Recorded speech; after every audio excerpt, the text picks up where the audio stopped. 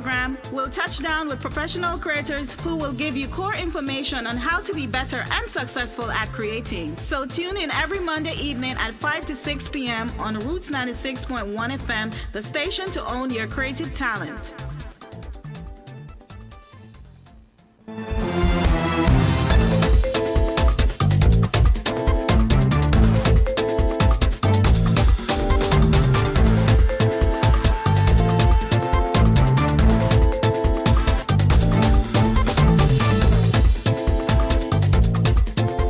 Welcome one and all to the Fit With Y'all with Nazi Creative Show, right here on Roots 96.1 FM. It's the only station to own a creative talent. I tell you, I give you core information every week and you don't want to miss what's coming up in the segment. So you want to stick and stay to the only show that gives you core information week after week.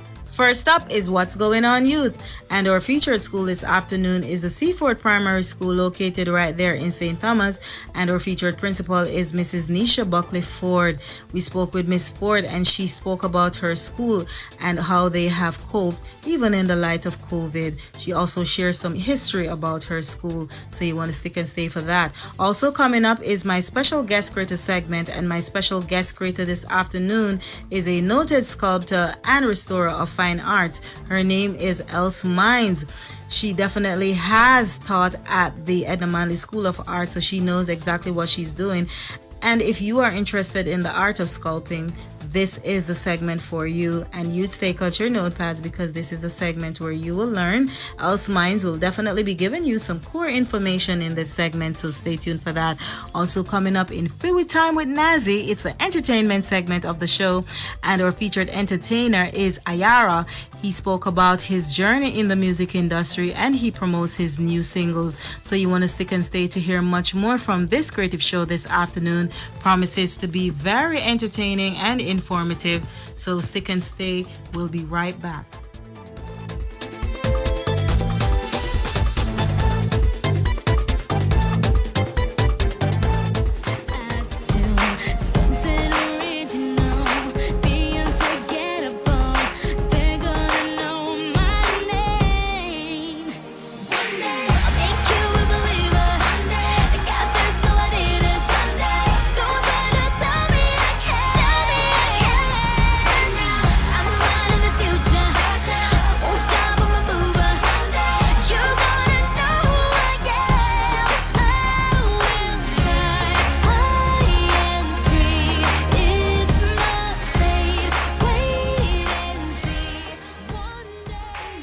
Featured principal, Mrs. Nisha Buckley Ford from the Seaford Primary School.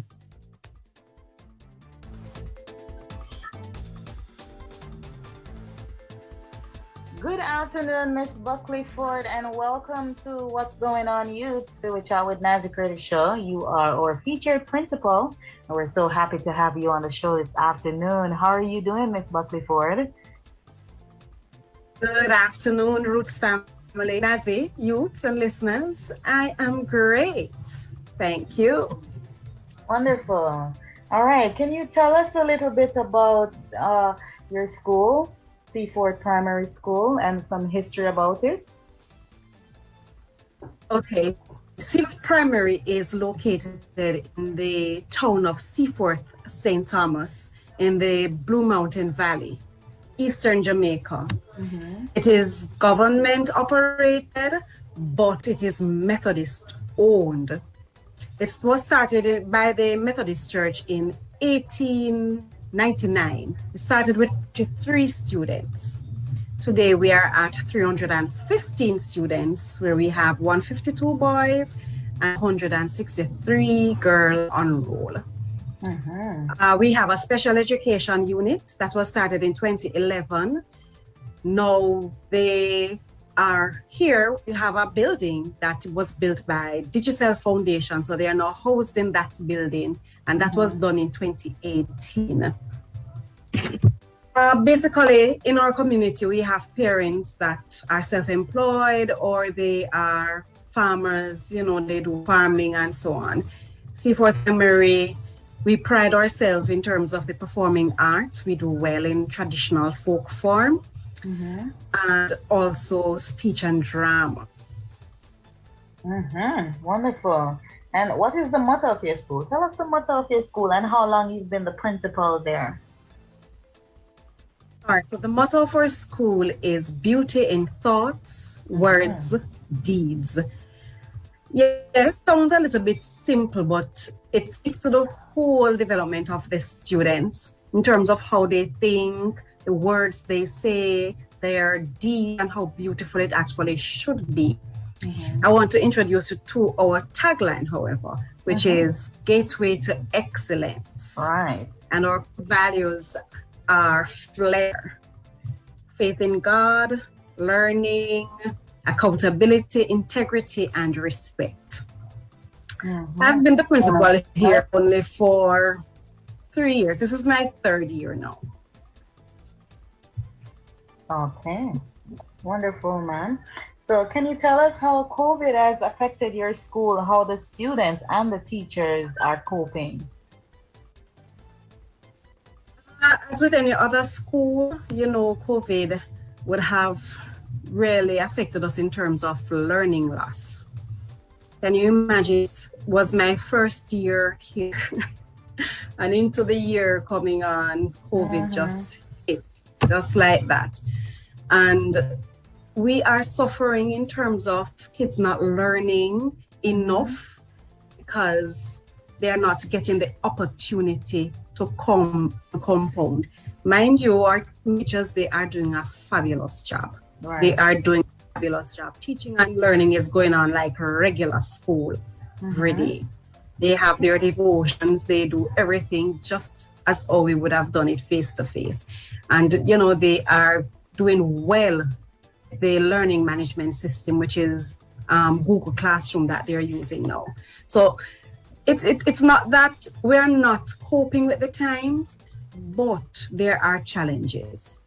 And in regards to the challenges, is it that face-to-face is coming back so the challenges will be lessened? Has it started at your school yet? We have not started face-to-face, but we are looking at starting next week, Monday. Okay. I would have given my parents enough time to prepare because, when they heard that school is reopening, everybody was really happy, but they were not prepared. So what I have done, I have spoken to all my stakeholders. I have, had a meeting with the board. I've had a meeting with my parents, and yes, they're ready to go, but that little preparation is what we're giving them. What I did at this school is that we started a uniform drive. So the parents who would have made uniforms and the children did not get a chance to wear them, we tell them to take them all in, carry them over here to us. And so the uniforms came in and the guidance department took it on, and then we decided to have a little thrift shop, and parents come in. They have been in since week buying uniforms, and getting their little stuff at more than half of the price, less than half of the price, I should say, So it has been good. The whole us wanting to reopen, the kids can't wait, and so on. Because while we are making strides, we are still having problems. You think it should remain a dual situation where you have online school and face-to-face? That is what we're going to do. We're going to do a rotational system.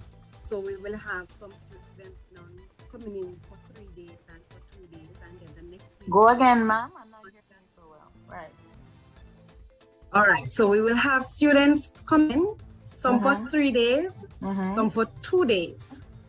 And the next week, they will rotate. So those that came in for 3 days this week, next week, they will be coming in for 2 days. So we have a rotational system. And the days that they are at home, they will be online with teachers. All right. So we're actually having a dual modality going on here. Big word right there, dual modality in this technological age. All right. Can you tell us some of the things that the government can do to help you guys, assist you guys, even with school reopening and even with the online platform? or if they have helped you?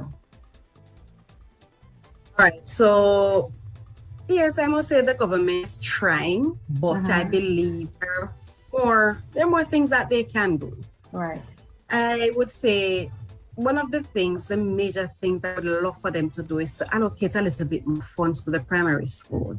Yes, I know there are many primary schools, and you have less high schools, and so they may get a little bit more of the funds. But I believe that if some of those funds were allocated in the primary school, where foundation is supposed to be, foundation is key. Without foundation, the students will not excel in school. They need this primary foundation. So I think a little bit more need to be invested in the primary school.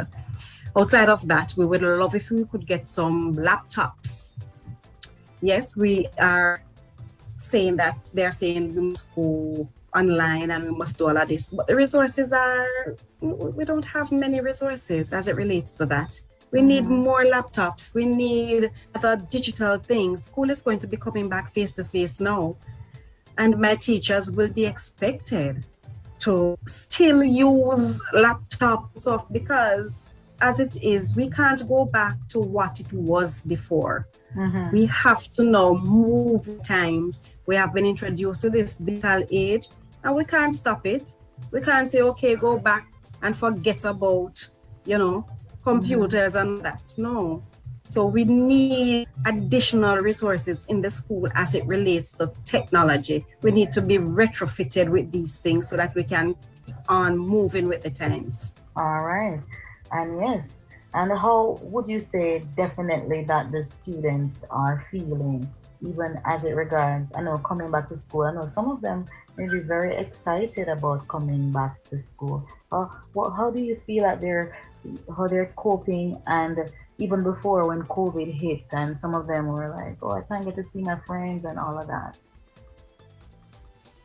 They are having mixed feelings. I spoke with a group and they say, Miss, I am happy I want school to reopen, but I am scared because of COVID. Right. So they have that type of mixed feelings, but most of them want school to reopen. I asked them this morning, how many of you really want to come back? And everybody's hand was up in the air. They were raising their hands and, they're all excited to come back because they miss this social interaction. Children cannot grow without this type of social interaction, So they need this, and they're really looking forward to it. We may have, and then we have challenges where we can't find some of the students. So those who we can't find, they can't wait because the parents have them at home. Some of them should be online. They're not online. They're unsupervised while the parents have to go to work, that type of thing. So school is, their little safe haven where they can come, they can interact, and they will learn in the process. So they can't wait for it to happen. And is there a special thing that you guys have at your school for reading, especially because I know some students are leaving different grades and matriculating to the system and they still can't read at the level that they're supposed to. At your school, do you have that type of facility? We have reading intervention programs.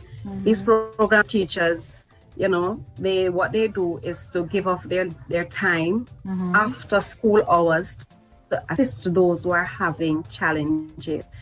And I don't want to imagine what's going to come our way now that we're going to be opening back because the teachers are already complaining online. So I know that it is going to be some form of a challenge, but we are ready for this. We're ready for this. We will be putting in reading intervention programs as well as math intervention programs because, they are also weak in numeracy. We have these programs already set and ready and raring to go with. Do you think that these students who weren't able to get their learning, skills while COVID was in play, do you think that they should repeat the grade? I wouldn't mind having some of them repeating. However, we're going to be in problems if they are actually at the age for the grade level. Mm-hmm. Once the child reach, I think 13, they can't stay in the primary school system. So once they're at a particular age, they cannot repeat. So they will have to move through the system. What we will have to do is to try our best to see if we can make whatever intervention we're putting in place, if we can make it work and make a difference. Mm-hmm. And do you find at your school that reading is a problem, or they're doing well? We do have reading challenges. We do have some reading challenges, and that's one of my projects. When I first came here, one of my plans is to start with the lower school, right, and then we move from there, because if we can catch all of the reading problems at grades 1 and 2, we should have no problems as they progress through the system. And if we find that they're having issues, what we do is to refer them to the special education unit. right. And we have had progress over there. My special ed unit has been working well with the students. They have health disabilities. And when they go there, they spend the time with them. And so some of them, when they leave, they can actually, before they leave, integrate them back into mainstream, and they perform. Okay. And when school was in session, how many students were at your school at that time? We basically had 344 students. But the grade 6 that left, it was a very large cohort. And so when the students came in for grade 1, the number of students who actually left, we did not get as many of them coming in. And then for various reasons, we had students having leave, parents have to go somewhere else because they lost their job, so they have to move with the kids, that type of thing. So there were various reasons why the numbers fell somewhat. Okay. And can you highlight any students at your school that you believe are passionate youth on the rise? Yes, definitely. I have a grade 6 student. Her name is Asharia Harris. She, I must say, is consistent in terms of her academics. She's very diligent. She's motivated to learn. Her parents supports her. And that is one of the factors, one of the things. The ones who have the parents really supporting them, those students are the ones that really excel. She's respected by her peers. She's respected by her teachers. She's a leader. She's a leader. Wonderful. So Asharia Harris is that student. Asharia Harris. Big up yourself, Asharia Harris. All right. That's so much information we got from you, Ms. Buckley Ford.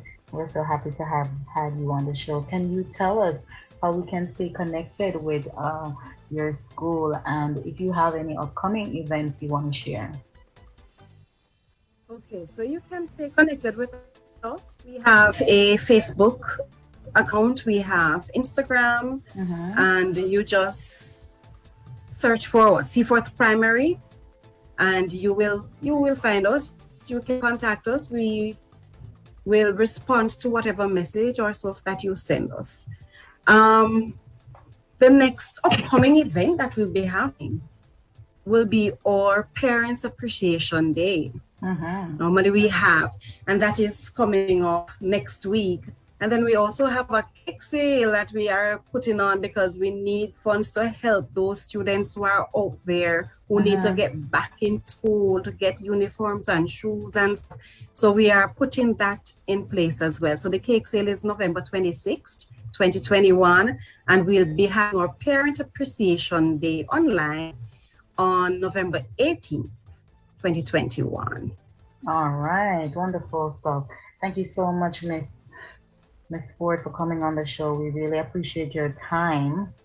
And I know you understand what I mean with your time. You appreciate your time. Yes. And definitely continue to be a great principal at your school right there in Seaforth Primary. And that's in St. Thomas, correct? Yes, St. Thomas in the Blue Mountain Valley, the east, the Okay. island. Right. Seaford Primary School or featured school here on What's Going On Youth, and our principal, Miss Nisha Buckley Ford, or Mrs. Nisha Buckley Ford. Thank you so much, ma'am, for coming on the show, and do continue to be a great principal, okay? The pleasure was mine. Thank you for having me.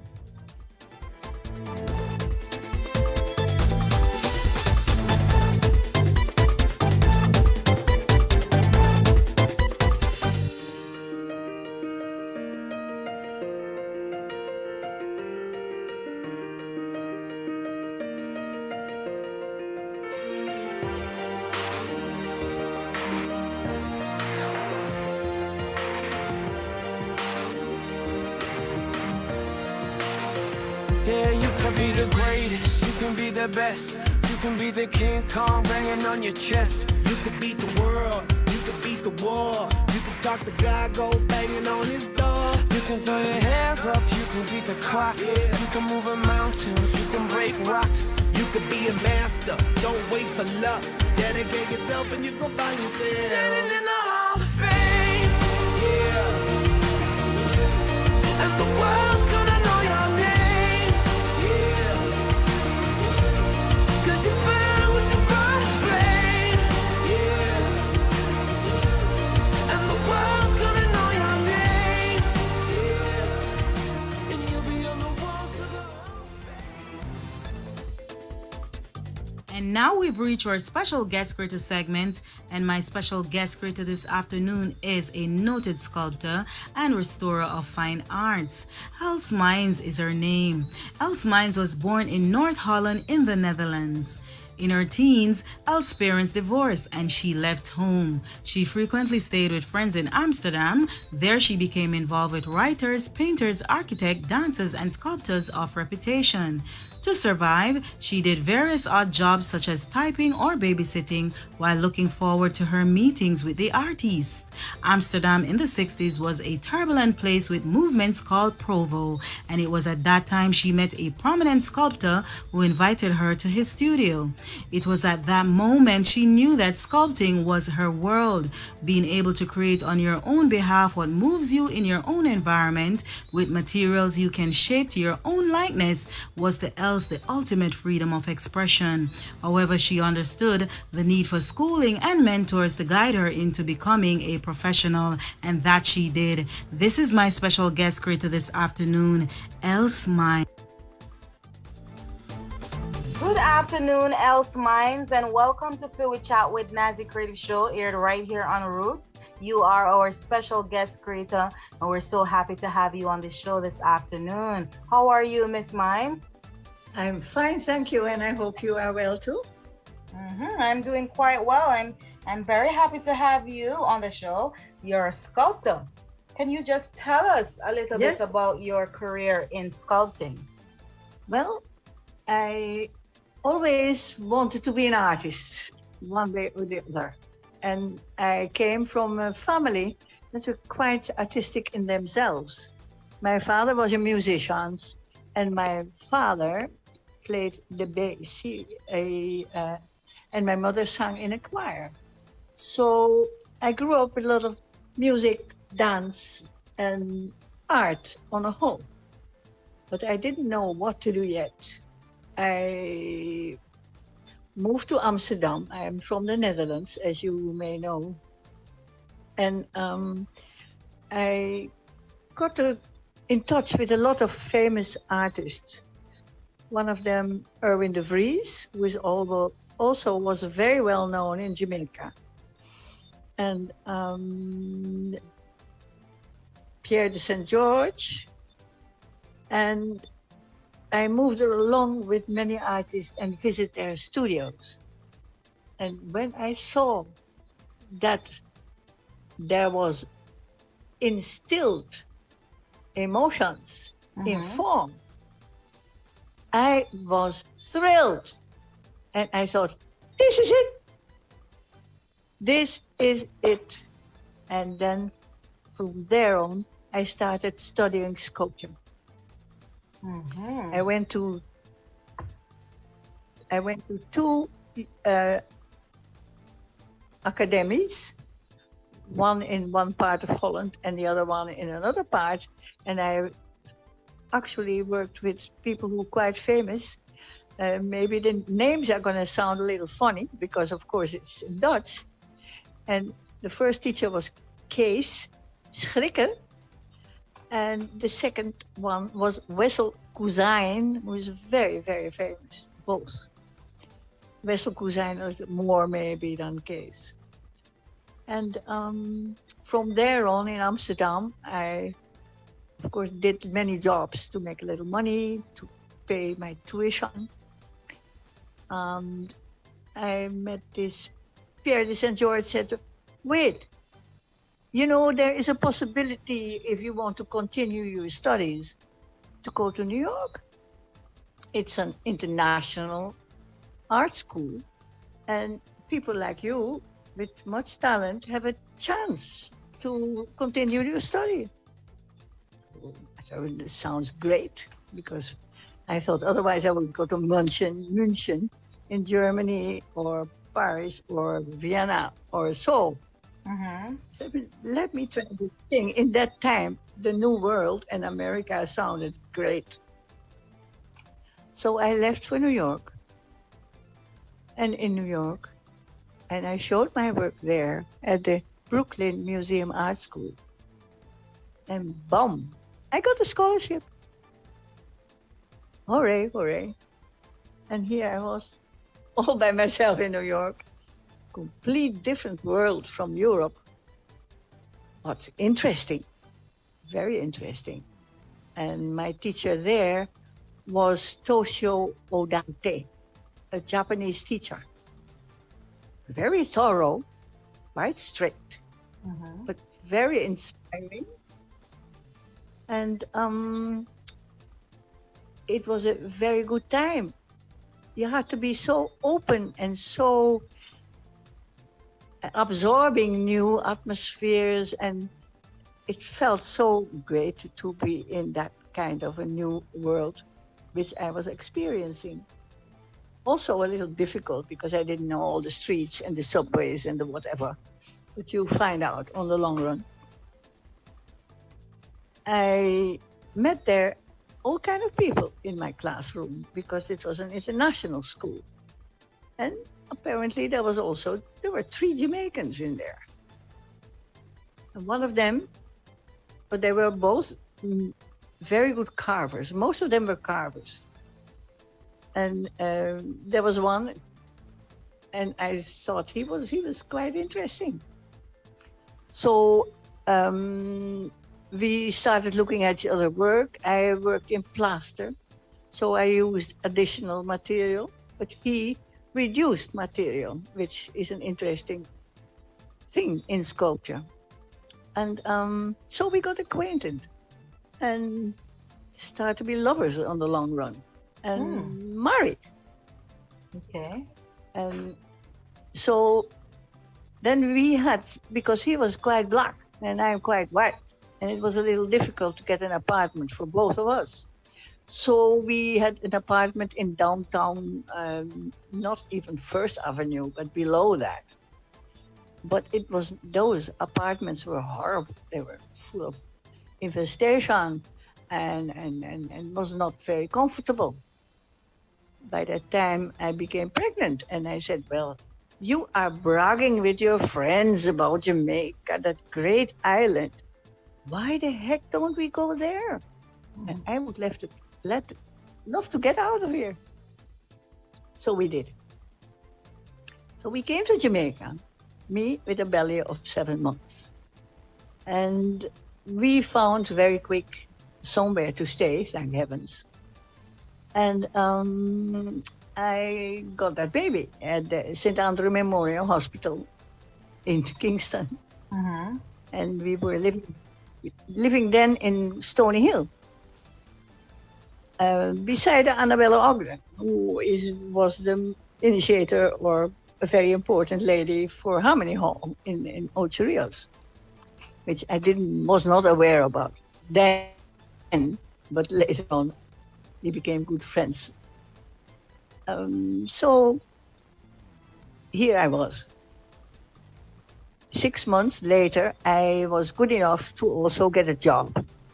And I met the leader of the Institute of Jamaica, which was in those days Bob Flaherty. And the art school was also under the auspicion of the Institute. And they were divided in two areas. One was the painting and printing department, and the other department was ceramic and sculpture. And that was in South Avenue at the Da Costa Institute, which still exists, but it is, I am not so sure who is running it right now. So that is where it all started. And I became a teacher there as well, together with, in the ceramic department, Jean Pearson, who you know very well too, I guess. And of course, Cecil Baugh, who is long not anymore with us, but he is was a very famous ceramic artist. And then, so from there on, I started to explore Jamaica, because I went to the Institute a lot to understand all these plants, all this beautiful growth I saw around me, which I was not familiar with coming from the north. Beautiful plants, leaves, fruits. It was quite a discovery for me. I then discovered by driving around a plantation of sisal in May Pen. And I thought it was so incredible because the fibers of the plants was cleaned by a machine, and then the fibers were hung out on wire, and they looked like all kind of white beards in the wind, and there they made sisal cord. With that particular cord, you could make anything. And I did for a long time. And I started the textile department at the Monday College, and did for years sculptural fiber art, and taught that as well. Okay. So tell us a little bit about Edna Manley, when you started Edna Manley. Yeah. So I went, it was then in the late 70s, and there were quite some problems in Jamaica, as maybe, I don't know if you recall, but maybe others do. And my then husband, Winston Patrick, said, "My God, why are we not going back to your country and give it a try?" With, of course, the little boy. I said, "Well, I'm not so sure if you will really like it, but let's do it." So we went, the three of us, to the Netherlands and Holland. Stayed with my mother for a while, bought a ship, a boat, a barge, changed it, because Winston was very, very handy, and he made it into a lovely boat. And we lived there for quite a while. I got on with, I was already known in Holland. And I got a lot of work, and I got a lot of commissions. And I was busy like hell, and it was great. My son was happy because the school system there was so free and nice, although he was the only black child in class. And he bicycled around and was wild and great and found friends. And he got quite a nice education there for a while, until he became older and became, "I want to go back to my country," because Winston was not really happy there. He went back to Jamaica. And I had so much work, so I stayed in Holland. I made large sculptures. I did fantastic big works. Because now, of course, by sort of a loss of husband and child, I put all my energy in my work. And it became quite successful. And I got very, very nice commissions, which you may have seen on some of the pictures I sent you. Especially the big Mercury, which you can see maybe, or you remember seeing it. It's a huge sculpture, and it's still there because I went there 2 years ago, back there, and I go back there again, and it's there. Then I made for a large hospital, and it started hurting me because I wanted to see, of course, my son growing up, and I wanted to get back to Jamaica. So I did. I came back to Jamaica. I asked the Ednamani College, what was then named the Ednamani College, still in the beginning. So I would like my job back. So Ho Brooks, who was then the head, said, sure, love to have you back. So I flew back very quick and was accepted and sort of a part-time because I still had a studio in Holland. And the remarkable thing was that I got allowance because I got commissions here from the architects here in Jamaica for Mutual Life. And because I had to carry very large sculptures and bronze busts, so I got permission from Jamaica producers to come back and forth with their banana boat. And so I would be spending 6 months in Holland and 6 months here, which was a rather wonderful arrangement. And I got here commissions too. I did a portrait of Peter King. I did a portrait of Paul Shen-Young. And I got a commission for the doors of the Mutual Life Gallery. And I did a tapestry or a fiber art work for the Mutual Life Gallery for the entrance. So that was that. But in the meantime, my son was okay. I could see that he was in a good hands. He was happy to be in Jamaica and did whatever he did at that age. My husband and I split up because he engaged with different stories and different ideas about life. So we stayed separately, but I still longed for the island. And I still wanted to be also with my son and do work here again. So living again in Holland then, I met a gentleman who discovered a material, and the material was called grill coat, a coating on cement. And of course, through my education, I worked with so many materials, including cement. And I got to know how to cut wood, and I know how to cut molds, because that is all so interesting in the sculpture world. And that material was so interesting because it was a flexible material for concrete. And this is just what I needed for that big commission I did for Mercury. It was a printer's company. And I made, as a symbol of the company, I made the leaves of a book like the wings of Mercury. And it was a success. And I could do it because it was so high up in the air that the vibration, the wind and the storm would slightly make it shiver, you know?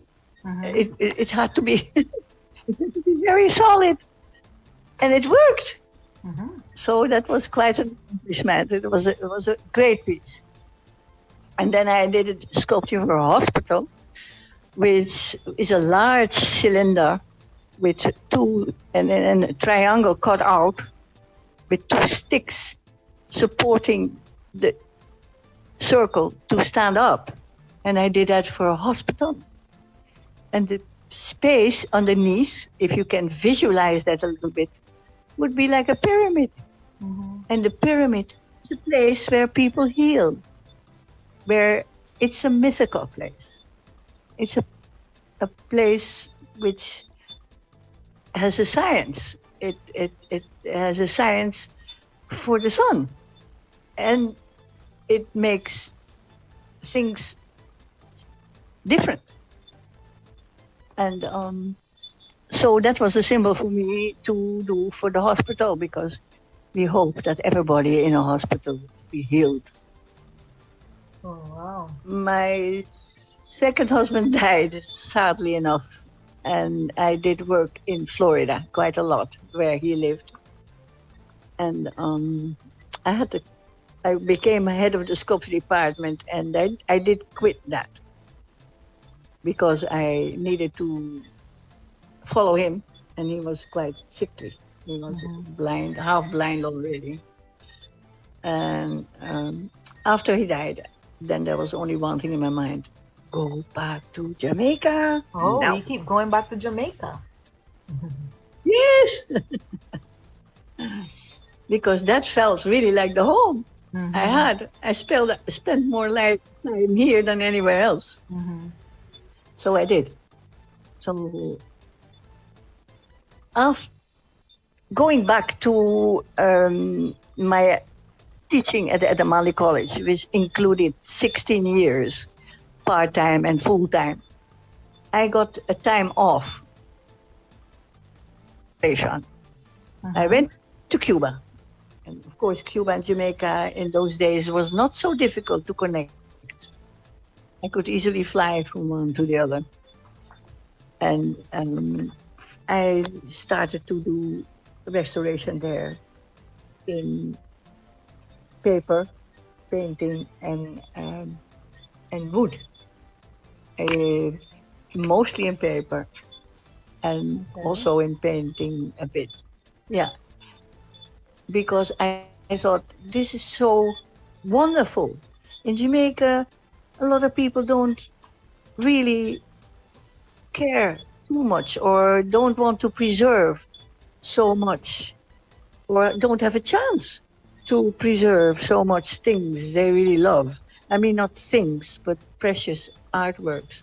I did Yui. I restored Yui for the Jamaican Inn. I restored a lot of work for Mrs. Facey, Valerie Facey. And I did a lot of work for a lot of people here who respect the arts and want to save it. And through learning all those techniques, at least, it's a good thing to know. I even wanted to start a school of that here, but we didn't get the funds. So now I'm doing that privately, and I still have work. Wow. And I still make work. Well, it's a lot of information. Sorry, I missed up your questions. No. You're answering them perfectly. I'm listening to you. Can you tell us what would you like your legacy to be? I hope that it will be as a good artist, important artist, and I think quite a nice lady. Okay. And can you tell the youth? Can you tell the youth if they're interested in sculpting what they should do? Yes. In the first instance, they have to be real serious, because it's not an easy study. And to be in the art is not easy. It's not easy at all. You have to be so determined and so persuasive and so persistent. And as a student, if you have a good teacher, and I hope you will have a good teacher, you just have to listen. You have to be patient.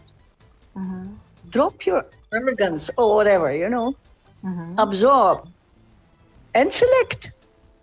Understand to be critical in a positive way, and work hard, and you can make it. Wonderful. And you could have yeah, that is my encouragement to them. Okay. Yeah. Do you have any can upcoming be, but exhibition? Not right now. I have been exhibiting all the time at the National Gallery with all the animals shows. Right. The National Gallery, because of all the COVID, and they spend, I don't know when they're going to start again and whatever, but I am sure I will be a part of it.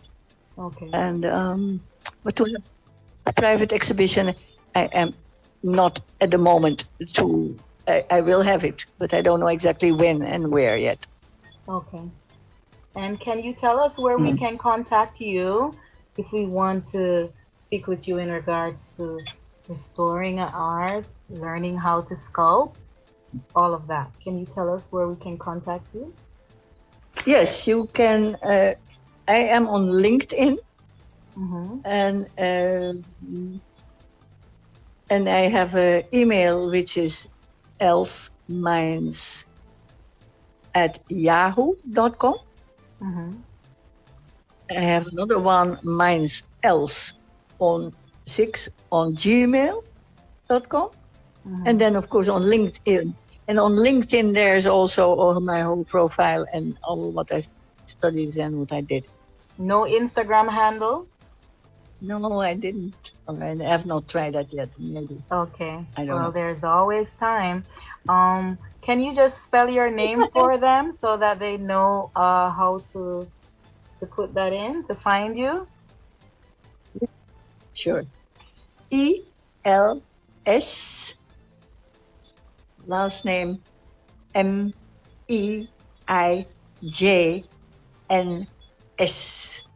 Minds. That's the pronunciation. Okay. And Thank you so much. Thank you, Nazi. And appreciate I hope to your meet time. You one day in person. Thank you. And also, I want to tell my audience that you were the one that interviewed Fire Dancer man there, Roy Hamilton, for me. Yes. Right. And I will help him to promote a bit. Definitely. Thank you so much for coming on the show and continue to be a great sculptor. And definitely, I know that your pieces will live on and will definitely be remembering you as always in your pieces.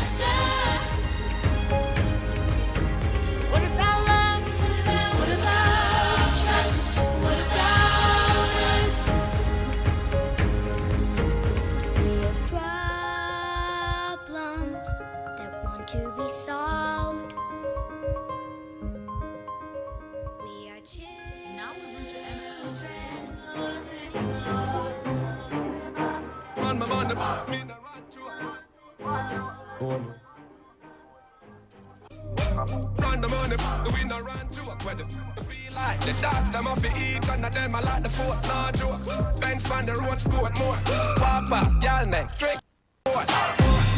God man up enough for it. God man up enough for it. God man up enough for it. God man up enough for it.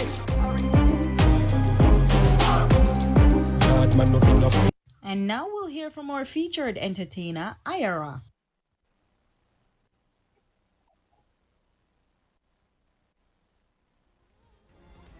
Good afternoon, Ayara, and welcome to Food Time with Nazi.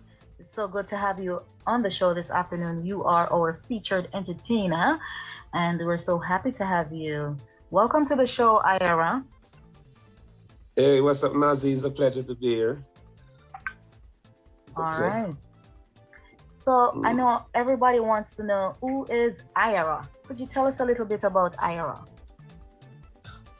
Well, Ira is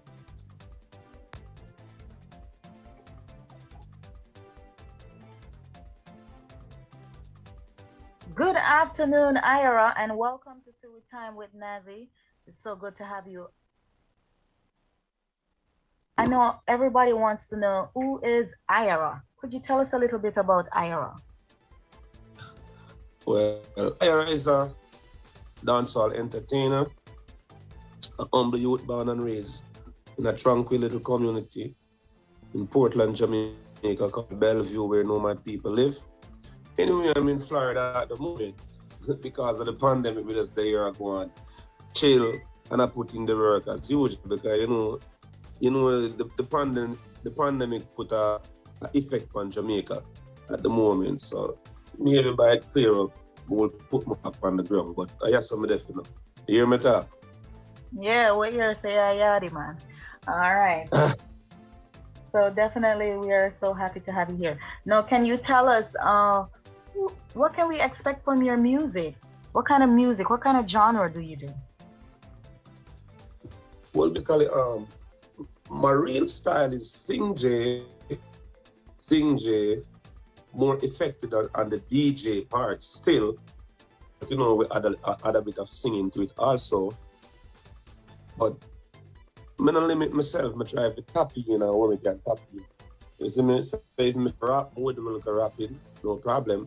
I write my own music and I always do my research musically, like go on YouTube, listen to a genre of music. So my style is really limitless. But I would say sing J for now. All right. Okay. And tell us, when did you get into this industry professionally? When did you start doing this? Well, professionally, I would say almost about 9 years ago. I've been doing this because, I started out in late 09 going to 010, which is a link up with Bun Tequila, and I started to do some shows, some road shows and some stuff. So it's like I'm taking time to learn my craft from there, building up, to now, you understand? Mm-hmm. Right now, the thing is on a way, way better level because it's like being to college. Yeah, it's like being to college and stepping out with your degree. Yeah, so right now, a lot of things where we never know, I learned them over the years. It might take me some time to learn, but time of the master. Well, that's what they say, time is the master. Mm-hmm. Mm-hmm. All right. So can you tell us the 2 songs that you will be featuring here on the show? Right now, my feature song on the show is Yardman Up in a Foreign. Mm-hmm. That's a single way. That's a single will make Ira really resilient, right? Yardman Up in a Foreign. And also a follow-up for it called Live Cash. Plus, me have one of that even release it. I think I'm gonna release it on this show. It's called Jingle Bell, Ring the Bell. It's just a Christmas song. Okay. I know the girls are gonna really like, and this is Christmas, so I'm the author. So why not give the girls something for Christmas? All right. And I know that you have dropped an EP in 2018, and are you looking forward to drop an album soon? Can we expect that? Most definitely. Album is in the making. Right now I have enough songs can make a album, but really and truly, more and bring the fans them a bit more closer to Ira. Just want to pull them in a bit closer. I don't want to drop the album and all the fans them all over the place. You see me? Mm-hmm. As I said before, Ira is like the resilient. Like most people that give up on Ira, like then they feel like say, yo, the thing gonna hurt. You understand? Mm-hmm. But right now, we brush off them every dirt. So before we give them the album, we just pull the fans them close as possible, let them know say I'm there, the thing will work, and then give them the album. Mm-hmm. Sounds like a plan. And I know that your video Yardman up in a foreign are going good on YouTube. You want to tell the people Yeah, but where, it's you know, where they going can get real you? good, man. I lie. Give thanks to everybody who go and go leave a comment. And you if you go leave a comment and then go team. Yeah, Okay. just leave a comment, let me know and say, yeah, are you. Pick up all of the fans that want to support Yardman up in a foreign. And not just a song, but support IRA over the years. And if you never support IRA, you can go ahead, just subscribe to my Vivo channel. It's IRA Vivo. IRA spell IYARAVEVO for Vivo. Okay? You can just go on the Vivo channel on YouTube, click subscribe, click the notification bell. And you can also follow me on Instagram, IRA_Onwe or Earl of IRA. I'm very easy to find. All right. And also, can you tell us if there's any collab on the album that you're going to be dropping? Yeah, right now, I've 100 Million Turbulence. That's already finished. Video shoot and everything. But as I said, it don't release as yet because we have a couple of songs. So we're sure of the Turbulence collab. 100 Million Beenie Man also were already recorded. We don't shoot the video for that one as yet. You see me? And we have a couple of singles. We have one called Birthday, really nice. Video shoot and everything. It's a couple of songs well around here. Because as I tell you, from a link up with Bellevue ENT, I go non-stop. And I noticed that you name up some iconic artists like Bounty Killer and Beenie Man. Are those persons that you admire in the industry? Most definitely, because growing up as a youth, I used to listen to them a lot and realize them have the talent, and it's like not knowing anything about them from the distance that I was at those times. It's like, I say, yo, John was star. For not knowing them really emulate, them really elevate me. Them I make me pray. The music, I say, yeah, me can reach this. So, you understand what I say? So I elevate them as a little youth. And I say, by putting in the work, it happened that's to link up with particular. And we get a real strength from him. So big up particular anyway. You hear me talk? But right now, I'm just doing it my own way. So the brand for IRA, when you say IRA, you say own way. So we're just doing it our own way. And continue to do great in this industry. It's a pleasure. Fill with time. Thank you all for giving.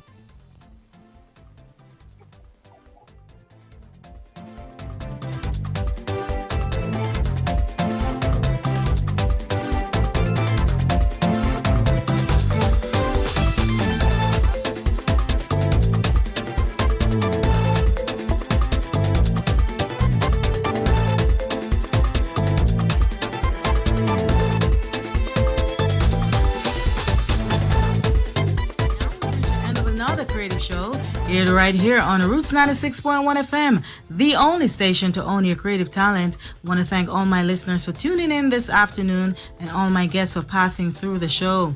Definitely want to thank my special guest creator, Miss Else Mines, for her contribution in art to Jamaica. Continue to be a great creator.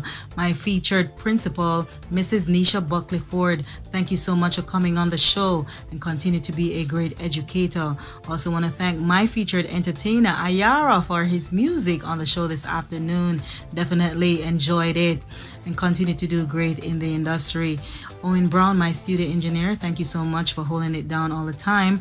My production family, Janet Skyers, Vanessa Stewart, Sonia Patterson, and Brendan Headley Bailey. Thank you so much, guys, for being a part of the show. And you know, if you want to be a part of the show, also you can DM me at Nadia Walker 33 and I'll get back to you. This show was so awesome this afternoon, and you can meet me back same time, same place for another creative show.